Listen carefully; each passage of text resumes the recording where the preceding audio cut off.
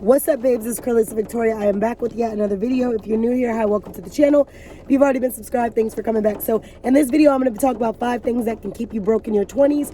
I am in my 20s still, and I am literally bossing up, beyond bossing up. But these are just things that I want to talk about for the people who are newly into the 20s. I'm not going to talk about my whole life story, but make a long story short, I graduated high school at the age of 18, graduated college at the age of 20, graduated college 2 years early, no dual enrollment. It was just straight discipline and consistency.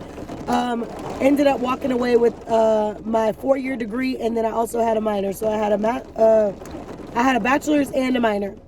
And as I was in college, I was also living in a townhouse that I had myself, and I had my own car and things like that. I was working. So I just want to talk to the people who are still in their 20s. Even if you're older or you're younger, you still can use these tips. But definitely at that 20-year mark where you're about to start your life, whether you're graduating college, the typical age, probably most of the people who were in my class graduated were probably about 22 or something like that. So I graduated, like I said, 2 years early. So around 22, 23, these things will matter. And they will matter if you're in college or not in college, and you have your own place to live, you have your own car. You're going to need to start incorporating certain tactics into your success, right? So the first thing I'm going to say is mindset. Number one, don't have a broke mindset. If you think broke, you will be broke. You know how many talents and assets you have as far as licensure, college education, experience from a job, or whatever that can literally propel you forward. So being able to do that is furthering you as an asset. So don't have a broke mentality. You might not have the capital that you want to start that business, or the capital that you want to be in your bank account so that you can be successful or rich or a millionaire or a billionaire, but you can do everything that you want, but it all starts in the mind. If you have poor mind, your mindset is warped, you have negative thoughts, you are a pessimist, not an optimist, you're going to have a very difficult time being able to adopt other habits to have you successful. And yeah, that's number one thing that's one habit that you do not want to have in your 20s, a broke mindset. Like I said, you might not be where you want to be today, tomorrow, next year, 3 years from now, 4 years from now. But if you internalize a broke mindset, you will internalize a broke lifestyle, which will turn into a broke future. You don't want to have that mindset. The second thing that I would say, bad habits in your 20s that you don't want to have if you can help it, is allowing relationships to affect your hustle. For me, yeah, you go through heartbreaks. Yeah, you go through situations that you don't want to end. But one thing I pride myself on is I never let those things interfere with my hustle. I could be heartbroken, but I used to be showing up to class. I could be heartbroken, crying in the car, but I'm still about to go take that test. I can be heartbroken, and I'm still going to go to work. Like, you cannot let those temporary circumstances, and I know they feel like forever when you're going through a heartbreak, or you're going through something with a spouse or a boyfriend, girlfriend, husband, wife, whatever. It can feel like that's going to be forever. But really, when you look back, it's going to be just a snippet of your life that it actually occurred. It's going to be a quick blink of an eye when you think about your entire life. So never let those situations interfere with your hustle, right? And when you see that there are warning signs, flags, whether a woman or a male be toxic to the point of domestic violence or anything like that at a young age, nip it in the bud when you can nip it in the bud. I never had to go through the domestic violence, but I'm just saying that's just the thing. A flag could be a manipulator. It doesn't necessarily have to be a domestic violence situation, someone putting their hands on it. It doesn't have to be manipulation. It could just literally be anything that you see flags on in your 20s. Nip it in the bud before you grow a love so strong that it's going to be hard to separate. If you see the warning signs in the first, they do something the first time, you're like, you might be like, maybe they just did that. But if it becomes a repeated pattern of unacceptable behavior, don't accept that, okay? Move on with yourself. If the spouse that you're with is a good spouse, you're just going through things, still don't let it interfere with your hustle. So the first thing I said is, in your 20s, you don't want to have habits you don't want to have, is a broke mindset. The second thing is, you don't want to let your relationship status interfere with your hustle. The third thing that I would say of a bad habit that you don't want to have in your 20s is not understanding finances. Everybody has a different level of financial understanding, financial literacy. You want to make sure that you know the basics of financial, right? You want to understand secured, unsecured, what that means as far as loans, what that means as far as credit cards and stuff like that. You want to understand your credit reports, how bureaus work, what to pay off, what not to pay off. All these things you can learn from experience, or you can learn from research. Being a person who've had to learn a lot of things from experience, I'm able to then track my experiences, share them with you in hopes that you will hear what I'm saying and you don't have to go down certain paths that I had to experience while learning. Because like I said, I was always hustling. So at the age of 18, when I got to college, we had curfew. Once we got off of curfew, I already knew I was going to go get me a job, get my little car, and I was going to get my little townhouse. Did all that. So from the jump, I was figuring out how to do things. Like, granted, a lot of times we grow up with family members who may care or family members who may make sure that we're good. But financial literacy is not a thing that's being taught in a lot of, or was not being taught in a lot of households throughout the years. And as a girl who feel like there are educated people in my family, I still didn't feel like financial literacy and those things were like super hands-on taught. When I have kids, if I decide to have kids and things like that, and even my nephews, I'm going to make sure they understand financial literacy beyond understanding the term finance. I want you to understand, what does it mean to have a stock? What does it mean to have a bonds account? What does it mean to have a checking? What does it mean to have a saving? What is secured? What is unsecured? How do we budget? How do we, what is a good interest rate? What's not a good interest rate? How do we determine this from that? What's debt to income ratio? I want them to have financial literacy. Because a lot of things will eliminate. What percentage should you keep a credit card at? How often should you pay it off? Should you use your debit or your credit? Do you let a debit card or a credit card just sit? Or do you use it for gas and pay it off in gas? And what is the benefits? Things like this that I learned over the years for myself are things that I want to be able to teach other people, that you don't have to go through these things. You could literally turn on a YouTube video. You can listen to people who know a little bit more than you, whether you be almost the same age or not. Some people's experience. There's people who didn't boss up. Sorry, the camera cut. But there's some people who 25, 26 years old, they didn't learn a lot of these types of tactics. So by me learning these tactics and things like that, it literally allows me to put this information out there for other people who are watching. Granted, listen to the people who've been through things around you. Don't always think they know it all. What they're telling you is what they experienced, and hope that you don't have to go down that same road and experience those same bumps, because they're giving you the tea, right? Y'all so busy wanting the tea these days from drama.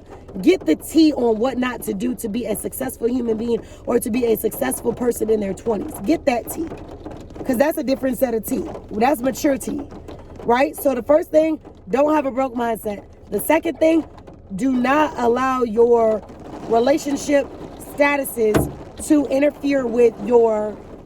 I gotta move my car because these sticks keep falling on my car. Don't let that interfere with your relationship status. Another thing that you don't want to do is, like I just said, financial literacy and understanding that in the household. Be financially literate. The fourth thing that I would say of habits that you don't want to have in your 20s is getting into major debt that you don't have to. If you want to go to college and you don't have scholarships or you don't have enough aid, college is an investment. Some people say, oh, I'm not spending money to go to school. I agree. College should be free for everybody who wants to go, in my opinion. It just should be. So since it's not, if you want to invest in yourself, don't look at college as, oh, this is an expense. This is an expense. Look at it as an investment. Change your mindset on how you look at that, right? If you don't want to go to college, get a trade, get a licensure, do something, but make sure that you are investing in you and you're not getting in unnecessary debt, right? Don't go get a car that's $100,000 when you can't afford it. Just because they approve you for it and your purchasing power allows you to do something like that does not mean that you should go and use all your purchasing power, because it might not be something you can afford even though you qualify. Same thing when you buy a house. I would say if you can buy a house, buy an investment property over buying a car that's going to depreciate. Homes, depreciation is possible, but homes have a greater percentage of appreciation than does depreciation. If anything, you're going to break even, which breaking even is coming back down to the original amount you spent on an item or a product, right? So the worst that you may do is a break-even point, but 9 times out of 10, that home is going to appreciate in value. Appreciation goes up, depreciation goes down, right? So a car is going to depreciate. The minute you drive that car off the lot, it has depreciated in its value. The value has gone down by you simply driving off the lot. A $50,000 car could literally go down $1,000 to $5,000 just because simply when you drive it off the lot. So depreciation occurs in cars. The older the cars get, the more the value goes down, right? Unless it's like a antique car and, it's something that's literally like something like that, then it may go up in value from being an antique. But if it's like a 2020 and we're in 2024, it's still a relatively new car to you, but to the market and what has come 4 years later, it is now starting to be considered an older model, and it is not an antique car. Therefore, it's depreciated more and more each year. It's gone down in value, right? A home is likely to appreciate.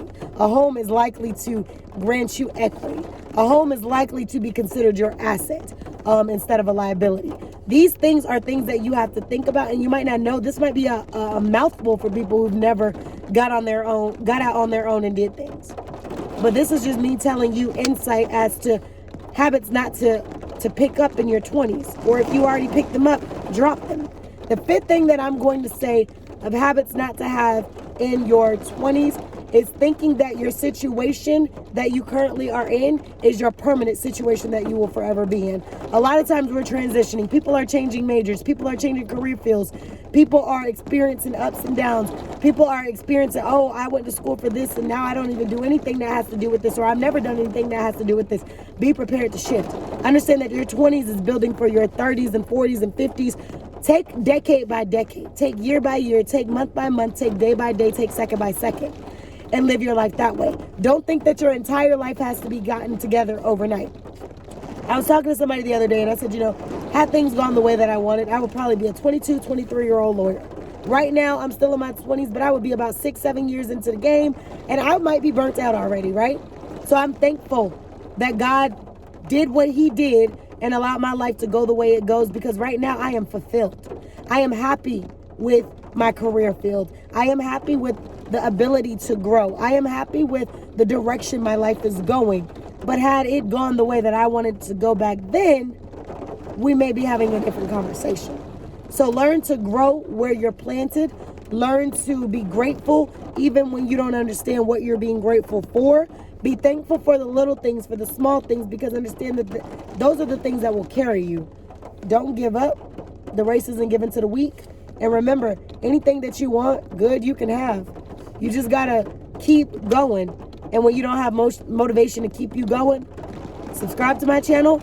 Subscribe to anybody else's channel who motivates you. Listen to motivational audios on Instagram, TikTok, YouTube. Search that stuff. Because motivation has been around before all of us. So you're either going to sink or you're going to swim. That's just cutthroat. I'm not the type of person who's going to sugarcoat anything. I'm very blunt and straight to the point.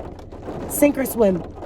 You can blame somebody else for why you aren't successful and why you aren't where you want to be, or you can take accountability of your life right now and start being the better version of yourself and reach back and help somebody else up. When you are at a certain caliber, some people, like I always say, Rich Homie Quan said, money doesn't change people, money reveals people. So it's that same thing. When you evolve, your evolution is not changing you, it's revealing you.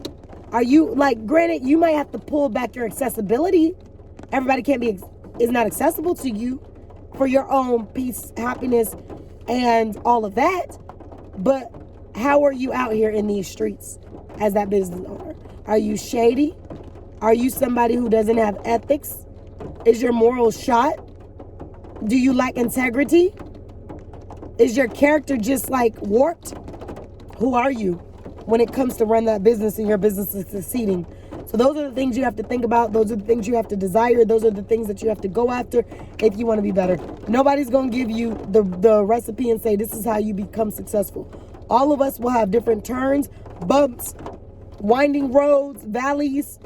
We'll hit the abyss. Some of us, we're going to need a submarine to be under, because we're going to go through some things.